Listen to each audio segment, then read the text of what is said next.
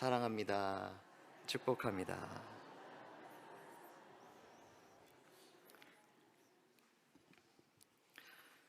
지난주에 우리나라 국민들은 충격적인 상황을 마주하게 되었습니다. 제가 충격적이라는 표현을 쓸 정도로 실로 엄청난 사건이었습니다.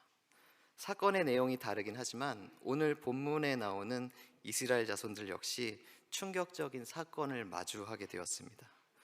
그들이 마주한 충격적인 사건은 만나를 더 이상 볼 수 없게 된 것입니다.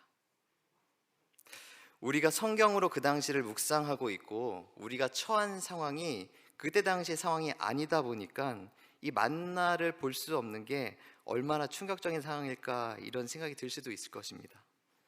하지만 이스라엘 자손들에게 만나가 그쳤다라는 것은 충격 그 자체였습니다. 왜 이스라엘 자손들에게 만나 그친 것이 그렇게 충격적인 사건이었는가? 우리가 이 부분을 먼저 살펴보도록 하겠습니다. 먼저 만나는 이스라엘 자손들이 처한 광야라는 환경에서 그들을 생존하게 해주는데 꼭 필요한 공급원이었습니다. 애굽에서 노예로 살던 이스라엘 자손들은 하나님의 구원하심으로 애굽을 나오게 되었습니다. 극심한 노역으로 애굽에서 사는 것이 너무나도 고통스러워서 이들은 날마다 울부짖었습니다. 이스라엘 자손들은 애굽만 우리가 나올 수 있다면, 애굽인의 사람들의 손에서만 벗어나게 되면 모든 것이 해결될 줄 알았습니다. 그렇게 하나님의 구원하심으로 애굽을 나오면서 이스라엘 자손들은 이제 해방이다, 아마 쾌재를 불렀을 것입니다. 이런 그들이 애굽을 나와 마주한 상황은 광야였습니다. 광야는 말 그대로 텅 비어있는 땅입니다. 물과 양식을 구하기 힘든 생존 자체가 어려운 땅, 그것이 바로 광야였습니다. 이 사람은 마실 물과 먹을 음식이 없어 생존의 위험을 받게 되면 다른 것이 보이지 않습니다. 이 광야에서 이스라엘 자손 역시 그러했습니다. 그들이 광야에서 더욱더 어려웠던 것은 생존을 위해서 물과 양식을 찾아 열심히 헤매어도 이 부족한 그런 판인데요, 이들이 걸어갔던 그 길은 생존에 필요한 물과 양식을 찾아가는 발걸음이 아니라 하나님의 인도하심에 따라 걸어가는 발걸음이었기 때문입니다. 인도하심을 따라갔더니 물이 나오고, 인도하심을 따라갔더니 양식이 나오고, 이런 상황이 계속해서 연이어 이어졌다면 이들은 아마도 걱정과 염려가 없었을 것입니다. 분명 하나님의 말씀을 듣고 그 인도하심에 따라 순종하며 한 걸음 한 걸음 옮겼는데 갈증을 해소해 줄 물은 찾아볼 수가 없었습니다. 허기진 배를 채워줄 양식도 구할 수가 없었습니다. 이렇게 애굽을 나온 이스라엘 자손들이 마주하게 된 상황은 해방의 기쁨이 아니라 물과 식량을 구할 수 없다는 생존권의 위기였습니다. 물과 양식을 구할 수 없게 되자 이스라엘 자손들은 애굽에서의 삶을 떠올렸습니다. 그때 당시가 너무나도 힘들어서 매일 울부짖었지만 애굽에서는 굶지는 않았습니다. 못 먹으며 살지는 않았습니다. 이들은 바로 이때의 삶이 그리웠던 것입니다. 너무나 힘들었지만 우리 그때는 먹을 게 있었는데 여기서는 먹을 것 자체가 없네, 이렇게 원망하게 되었고요. 이 원망은 바로 그들의 리더였던 모세와 아론에게로 향하게 되었습니다. 우리 출애굽기 16장 2절과 3절 2절 말씀을 함께 읽겠습니다.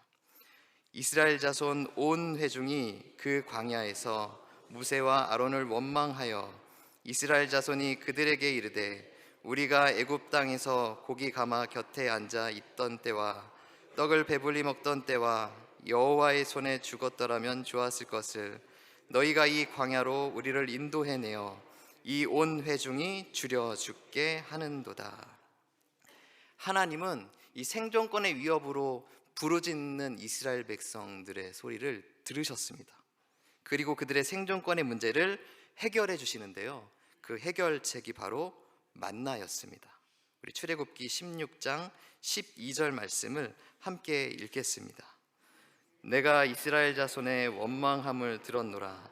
그들에게 말하여 이르기를 너희가 해질 때에는 고기를 먹고 아침에는 떡으로 배부리니 내가 너희 여호와인 알리라 하라 하시니라. 방금 읽은 12절에서 하나님은 아침에 내가 떡으로 배부르게 해주겠다 하고 말씀하셨습니다. 그리고 이 떡이 바로 만나였습니다. 이렇듯 하나님께서 주신 만나는 텅 비어 있는 광야에서 이스라엘 자손들이 생존하는데 없어서는 안 될 공급원이었습니다. 이스라엘 자손들에게 이 만나가 갖는 두 번째 중요한 의미는 이 만나가 이스라엘 자손에게 한치의 오차도 없이 부어주시는 하나님의 은혜였다라는 것입니다. 앞서 함께 읽은 출애굽기 16장 12절에 나와 있는 것처럼 하나님은 아침마다 만나를 주셨습니다. 이스라엘 자손이 한 일은 그 주신 만나를 거둬들이는 것뿐이었습니다. 이렇게 하나님은 일곱째 날을 제외한 매일 아침마다 이스라엘 자손에게 만나를 주셨습니다. 그리고 하나님은 한치의 오차 없이 가나안 땅에 이르기까지 40년 동안 만나를 주셨습니다. 우리 출애굽기 16장 35절을 함께 읽겠습니다. 사람이 사는 땅에 이르기까지 이스라엘 자손이 40년 동안 만나를 먹었으니 곧 가나안 땅 접경에 이르기까지 그들이 만나를 먹었더라. 사람이라면 이 40년의 시간이 굉장히 길지 않습니까? 아마 실수로 하루는 못 주기도 했었을 것입니다. 아마 이게 매일 주다가도 며칠 정도는 깜빡하고 주지 못했을 수도 있습니다. 사람이라면 말입니다. 하지만 하나님은 실수가 없으신 분이셨습니다.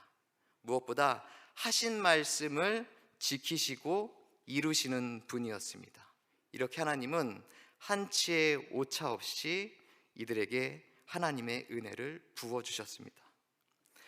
광야라는 척박한 땅에서 이스라엘 자손이 생존하기 위해 꼭 필요한 공급이었던 만나, 한치의 오차 없이 부어주시는 그 은혜, 이 만나의 두 가지 의미를 살펴보았는데요. 이 두 가지 의미를 통해 한 가지를 더 우리가 생각해 볼 수 있습니다. 그 세 번째 의미는요, 만나가 이스라엘 자손들이 삶에서 경험할 수 있는 가장 확실한 은혜였다라는 것입니다. 만약에 성도님들은 누군가가 하나님께 받은 은혜 중에 가장 확실한 은혜는 무엇입니까? 라는 질문을 받았을 때 여러 가지 대답이 나올 수 있을 것 같습니다. 만약에 이 당시에 이스라엘 자손에게 이 질문을 동일하게 한다면 이들은 아마도 이렇게 대답했을 것입니다. 한치의 오차 없이 주셔서 텅 빈 광야에서 살게 하시는 만나가 우리에게 주신 하나님의 가장 확실한 은혜입니다. 이렇게 대답할 것입니다. 그만큼 만나는 하나님께서 이스라엘 자손에게 주시는 가장 확실한 은혜였습니다. 자, 이런 만나를 이스라엘 자손들이 다시는 얻지 못하게 된 것입니다. 우리 여호수아 5장 12절을 함께 읽겠습니다. 또 그 땅의 소산물을 먹은 다음 날에 만나가 그쳤으니 이스라엘 사람들이 다시는 만나를 얻지 못하였고 그 해에 가나안 땅의 소출을 먹었더라. 만나를 다시는 볼 수 없게 된 이스라엘 자손들이 어떤 마음이었을까요? 하나님이 우리를 버리셨나? 하나님께서 우리에게 단 하루도 잊어버리지 않으시고 40년 동안 주신 그 은혜를 하나님이 이제 거두어 들이셨나? 하나님 우리를 사랑하지 않으시나? 하나님 우리를 떠나셨나? 아마 이러한 부정적인 생각으로 이들은 충격에 휩싸였을 것입니다. 그리고 이러한 충격적인 상황은 그렇다면 우리는 이제 어떻게 살아가야 하나? 하나님의 은혜 없이 우리는 어떻게 살아가야 되나? 이런 두려움으로 이어졌을 것입니다. 아마도 일부 이스라엘 자손들은 이 만나 구하겠다고 이전에 머물렀던 지역으로 막 찾아갔을지도 모르겠습니다. 하지만 이스라엘 자손들은 다시는 만나를 구할 수 없었습니다. 정말로 이스라엘 자손들이 생각하는 것처럼 한치의 오차 없이 40년 동안 부어주셨던 하나님의 은혜는 끝난 것일까요? 아닙니다. 하나님은 이스라엘 자손들에게 새로운 은혜를 준비하셨습니다. 광야에서의 삶이 시즌 1이었다면 이제 시즌 2가 시작된 것입니다. 가나안 땅에서의 새로운 삶이 시작된 것입니다. 그러면 새롭게 시작된 가나안 땅에서 하나님께서 부어주시는 새로운 은혜는 무엇일까요? 이제 이 부분을 함께 살펴보도록 하겠습니다. 하나님께서 새롭게 부어주시는 그 첫 번째 은혜는 이스라엘 자손들이 지금 서 있는 바로 이곳, 이 가나안 땅이 하나님께서 약속하신 땅이다라는 것입니다. 다시 말해 가나안 땅에 이들이 있는 것 자체가 이스라엘 자손에게는 하나님의 은혜다라는 것입니다. 우리 출애굽기 3장 8절을 함께 읽겠습니다. 내가 내려가서 그들을 애굽인의 손에서 건져내고 그들을 그 땅에서 인도하여 아름답고 광대한 땅, 젖과 꿀이 흐르는 땅, 곧 가나안 족속, 헷 족속, 아무리 족속, 브리스 족속, 히위 족속, 여부스 족속의 지방에 데려가려 하노라. 함께 읽은 것처럼 가나안 땅은 아름다운 광대한 땅이었습니다. 젖과 꿀이 흐르는 땅으로 텅 빈 광야와는 비교할 수 없는 풍요로운 땅, 그곳이 바로 가나안 땅이었습니다. 이제 이들이 이 풍요로운 땅 가나안에서 살게 된 것입니다. 풍요로운 땅에서의 삶, 이보다 더한 복이 어디 있겠습니까? 거기다가 가나안 땅은 풍요로운 땅일 뿐만 아니라 하나님께서 인도해 주시기로 약속하신 땅입니다. 이것이 무엇을 의미하는 것이겠습니까? 이들이 지금 밟고 있는 가나안 땅, 내가 지금 가나안 땅에 있다라는 이 사실 자체가 하나님이 우리에게 주신 약속을 성취하셨다라는 것을 확인할 수 있는 그 사실이다라는 겁니다. 그렇게 이스라엘 자손들이 가나안 땅에 있는 것 자체가 하나님의 은혜인 것입니다. 이 부분에서 우리가 깨닫게 되는 사실이 한 가지가 있습니다. 과거에 받은 은혜에 묶여서 그것만 바라보고 그것만 기대하며 생각하게 된다면 하나님께서 약속해 주신 일을 이루셨어도 그게 은혜인지 알지도 못하거니와 하나님이 이루신 일을 우리가 알아채지 못한다라는 것입니다. 그러므로 우리는 과거에 이렇게 은혜를 받아서 너무나 좋았는데 이렇게 과거의 은혜에 묶여 있는 것이 아니라 약속을 이루어 가시며 일하시는 하나님의 새롭게 부어시는 은혜에 집중해야 되는 것입니다. 그렇다면 이스라엘 자손에게는 가나안 땅에 있는 것이 은혜였는데요, 우리에게 새롭게 부어시는 그 첫 번째 은혜는 무엇일까요? 바로 지금 내가 있는 이 자리가 바로 하나님의 은혜의 자리다라는 사실입니다. 이스라엘 자손이 약속의 땅 가나안에 있는 것 자체가 하나님의 은혜였듯이 하나님께서 약속하신 내 삶의 가나안, 그곳이 바로 지금 이 자리입니다. 무엇보다 우리가 주님의 몸된 교회인 교회 공동체 안에 있다라는 사실은 크나큰 은혜라 할 수 있습니다. 이곳에서 우리는 구원받은 하나님의 백성이 되었습니다. 그리고 예수님의 형상을 따라서 날마다 성장해 나아가는 그러한 기대와 소망이기 때문에 우리들은 이 자리에 있는 것이 하나님의 은혜다라는 것입니다. 무엇보다 저는 우리 새가족 모든 분들을 하나님께서 약속하신 이 믿음의 공동체인 마산 동북교회로 인도해 주시리라 저는 믿습니다. 이곳에 있는 것이 하나님의 큰 은혜임을 알아가는 것, 우리 새가족 모든 분들이 그 하나님의 은혜를 알아가는 하루하루가 되기를 소망합니다. 하나님께서 이스라엘 자손에게 새롭게 부으시는 두 번째 은혜는 이스라엘 자손들에게 가나안 땅의 소산물이라는 은혜가 주어졌다는 것입니다. 광야에서 먹었던 만나도 맛있었을 것 같습니다. 저는 정말 먹어보고 싶습니다. 천국 가면은 여러 가지 부탁할 게 하나님께 있긴 하지만요, 이거 꼭 한번 여쭤보고 싶어요. 하나님, 만나 한번 맛 좀 보게 해주세요. 이걸 꼭 한번 부탁을 드려보고 싶은데요, 성경에는 이 만나가요 맛있다라고 나옵니다. 왜냐하면 꿀 섞은 과자 같다라고 기록하고 있기 때문입니다. 이 출애굽기 16장 31절을 함께 읽겠습니다. 이스라엘 족속이 그 이름을 만나라 하였으니 깍시 같고 희고 맛은 꿀 섞은 과자 같더라.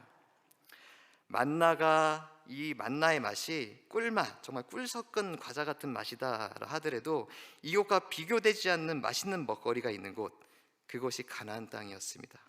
이것은 모세가 가나안 땅에 정탐꾼을 12명을 보냈는데요, 이들이 돌아와서 하는 보고에서 우리들은 그것을 잘 알 수 있습니다. 우리 민수기 13장 27절을 함께 읽겠습니다. 모세에게 말하여 이르되 당신이 우리에게 보낸 땅에 간즉 과연 그 땅에 젖과 꿀이 흐르는데 이것은 그 땅의 과일이니이다. 가나안 땅을 정탐하고 돌아온 자들이 모두 하나같이 모세에게 이야기했습니다. 모세여, 그 땅에 우리가 정말 가보니까 하나님 말씀이 맞습니다. 정말 젖과 꿀이 흐르는 땅, 너무나도 풍요로운 땅, 그 땅이 바로 이 가나안 땅입니다. 이러면서 그 땅에서 가져온 과실을 모세에게 이렇게 보여줬습니다. 만나가 꿀 섞은 과자 맛이라고 말씀드렸는데요, 가나안 땅은 꿀을 섞은 정도가 아니라 꿀이 흐르는 땅입니다. 얼마나 맛있는 먹거리가 풍성한 곳이겠습니까? 그러므로 이스라엘 자손들이 풍요로운 땅 가나안에서 꿀이 흐른다라고 표현할 정도로 맛있는 수확물을 먹을 수 있는 것은 하나님께서 가나안 땅에 부어주신 새로운 은혜인 것입니다. 여기서 우리는 하나님은 새로운 곳에서 더욱더 풍성한 은혜를 준비하시고 그 은혜로 함께한다라는 사실을 우리가 발견할 수 있습니다. 인간은 경험이라는 테두리를 벗어날 수 없는 한계를 가지고 있습니다. 그러다 보니 이전에 좋았던 것이 가장 좋은 것이 되는 것입니다. 하지만 하나님은 우리가 과거의 경험에 갇혀 있는 것이 아니라 그 경험을 넘어서는 풍성한 은혜를 주시기 원하시는 분이 바로 우리 하나님이십니다. 요한복음은 이것을 분명하게 말씀해 주고 있는데요, 요한복음 10장 10절 하반절을 제가 읽겠습니다. 내가 온 것은 양으로 생명을 얻게 하고 더 풍성히 얻게 하려는 것이라. 우리가 생명을 얻고 더욱더 풍성히 얻게 해주시려고 이 땅에 오신 분, 그분이 바로 우리 주님이신 예수님이십니다. 우리는 이 말씀을 의지하여 우리에게 새롭고도 풍성히 부어지는 은혜를 기대하고 소망해야 되는 것입니다. 그렇다면 오늘을 살고 있는 우리에게 주시는 이 하나님께서 새롭게 부어진 두 번째 은혜, 그것은 무엇일까요? 하나님께서 지금 있는 이 자리에서만 받을 수 있는 은혜를 예비하시고 우리에게 부어주신다라는 것입니다. 여기 있는 우리 모두는 과거에 받았던 은혜를 다시 받기 위해서 이 자리에 있는 것이 아닙니다. 우리를 새롭게 하시고 가나안 땅에 젖과 꿀이 흐르는 맛있는 과일처럼 하나님께서 새로운 은혜를 부어주시기 위해서, 그것도 풍성히 부어주시기 위해서 우리를 이 자리에 불러놓아 주신 것입니다. 우리는 이것을 믿어야 됩니다. 이것을 기대해야 되는 거고요, 이것을 소망하는 것이 바로 그리스도인의 삶이라고 볼 수 있습니다. 특별히 저는 우리 새가족 모든 분들이 하나님께서 인도해주신 이 마산동북교회 이 믿음의 공동체에서 새롭게 부어주신 은혜를 풍성히 누리시기를 소망합니다. 하나님께서 새롭게 부으시는 세 번째 은혜, 그것은 이스라엘 자손에게 사명의 은혜가 주어졌다는 것입니다. 약속의 땅 가나안에 들어왔으니 모든 것이 끝난 것인가? 아니었습니다. 광야의 40년의 세월 동안 이스라엘 자손들에게 하나님이 요구하신 것이 있었는데요, 그 하나님의 요구는 하나님만을 바라보고 하나님의 인도하심을 따라 순종하며 걸어가는 것, 이 순종을 하나님께서 40년 동안 원하셨습니다. 그런데 이제 약속의 땅 가나안에 들어와서는 하나님께서 이스라엘 자손에게 요구하시는 것이 달라지게 되었습니다. 그동안은 하나님만 따라오면 되었었는데요, 이제는 가나안 땅 정복이라는 새로운 사명이 바로 이스라엘 자손에게 주어진 것입니다. 이 가나안 땅 정복의 사명은 하나님께서 새로운 땅으로 인도하신 것에는 그 땅에 들어가는 것으로 끝나는 것이 아니라 그 땅에서 감당해야 될 사명이 있음을 우리에게 알려주는 것입니다. 사명이라는 말이 굉장히 부담스럽습니다. 하지만 우리가 분명히 알아야 하는 사실이 있습니다. 사명만큼 하나님이 나와 함께 하신다는 가장 확실한 증거가 없다라는 말입니다. 하나님께서 함께하고 싶지 않은 사람에게 사명을 주겠습니까? 하나님께서 싫어하는 자, 멀리하고 싶어하는 자에게 하나님께서 하나님의 사명을 주시겠습니까? 하나님은 늘 함께 있고 싶어하는 자, 하나님께서 그 사람을 통해 뜻을 이루길 원하는 자, 그 사람에게 주시는 것이 사명입니다. 그래서 사명자로 부름을 받는다라는 것은 하나님께서 나와 함께 하신다라는 동일한 말입니다. 사명자의 삶이 참으로 귀한 것은 사명에는 하나님의 뜻이 담겨 있기 때문입니다. 하나님은 사명자의 삶에 하나님의 뜻을 담으셨습니다. 그리고 그 뜻을 이루어가는 삶으로 친히 인도해 주십니다. 무엇보다 사명자에게 하나님께서 주시는 선물이 있는데요, 그것은 사명을 이루어가며 맺게 되는 열매입니다. 이 열매는 사명자만이 알 수 있고 사명자만이 볼 수 있는 것입니다. 모세의 뒤를 이어서 이스라엘 자손의 지도자가 된 여호수아, 얼마나 부담되고 힘들었을까요? 이 여호수아는 모세의 모든 일거수일투족을 옆에서 바라보았습니다. 이 여호수아가 이 모세의 뒤를 이어가는 것이 힘들었던 것은 그 사명뿐만이 아니었습니다. 수많은 이스라엘 자손들이 모세를 향해 원망했습니다. 손가락질하고 심지어는 정말 죽이려고까지 하는 그런 마음을 품고 있었습니다. 그 자리에 여호수아가 서야 되는 것입니다. 얼마나 부담되고 힘들었을까요? 부담스럽고 피하고 싶은 자리, 그 자리가 모세를 잇는 바로 그 자리였습니다. 하지만 여호수아는 하나님께서 자신에게 주신 이 사명을 믿음으로 받았습니다. 그리고 이스라엘 자손들을 하나님의 말씀대로 지도하였습니다. 그 결과 하나님께서 여호수아에게 주신 축복이 있었습니다. 이스라엘 자손들이 하나님께서 약속해 주신 가나안 땅을 차지하여 거기에서 살게 된 열매를 보게 된 것입니다. 무엇보다 여호수아는 하나님께서 하신 선하신 말씀이 모두 응답되는 그 열매를 보게 되었습니다.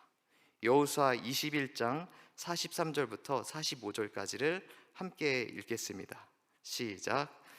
여호와께서 이스라엘의 조상들에게 맹세하사 주라 하신 온 땅을 이와 같이 이스라엘에게 다 주셨으므로 그들이 그것을 차지하여 거기에 거주하였으니 여호와께서 그들의 주위에 안식을 주셨으되 그 조상들에게 맹세하신 대로 하셨으므로 그들의 모든 원수들 중에 그들과 맞선 자가 하나도 없었으니 이는 여호와께서 그들의 모든 원수들을 그들의 손에 넘겨주셨음이니라. 여호와께서 이스라엘 족속에게 말씀하신 선한 말씀이 하나도 나옴이 없이 다 응하였더라.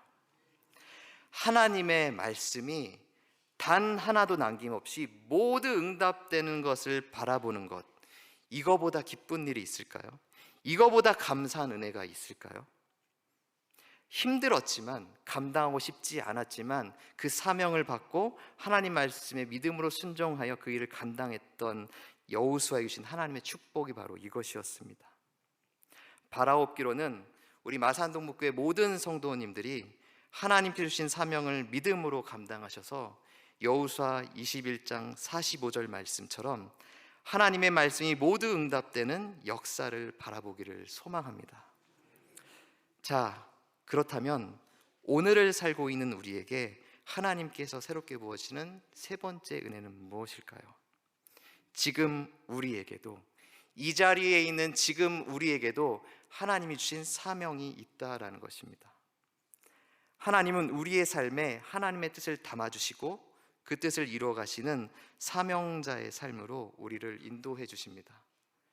우리 마산동국교회 모든 성도님들이 올 하나의 삶이 그러했으리라고 저는 믿습니다. 때로는 내 연약함 때문에, 내 부족함 때문에 그 사명을 다 감당하지 못한 날도 있었을 것입니다.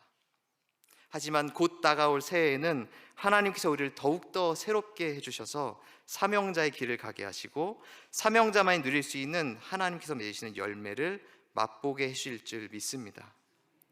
특별히 새가족 모든 분들이 이 마산동북교회에서, 이 믿음의 공동체에서 새롭게 해주시는 사명을 믿음으로 받으셔서 하나님께서 이루어가시고 맺어가시는 열매를 바라보고 하나님께 영광 올려드리는 신앙의 여정이 되길 소망합니다. 하나님께서 우리에게 새롭게 부어주신 은혜가 있습니다. 그 은혜를 기대하고 바라보며 올 한 해를 주 안에서 마무리하기를 원합니다. 무엇보다도 그동안 알지 못했던, 이미 나에게 주셨던 그 하나님의 은혜를 발견하시기를 바랍니다. 그리고 다가올 새해에는 또한 새롭게 보실 그 하나님의 은혜를 기대하고 소망하며 하나님의 함께 하심을 기대하는 우리 마산동국의 모든 지체들이 되기를 간절히 소망합니다. 기도하겠습니다.